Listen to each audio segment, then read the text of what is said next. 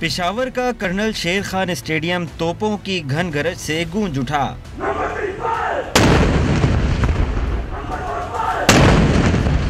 यौम दिफा के हवाले से फुल ड्रेस रिहर्सल के दौरान पाक फौज ने पेशावराना सलाहियतों का शानदार मुजाहिरा किया। जवानों ने दहशतगर्दों के ठिकानों पर ऑपरेशन और गिरफ्तारी की महारत दिखाकर हाजरीन से खूब दाद हासिल की।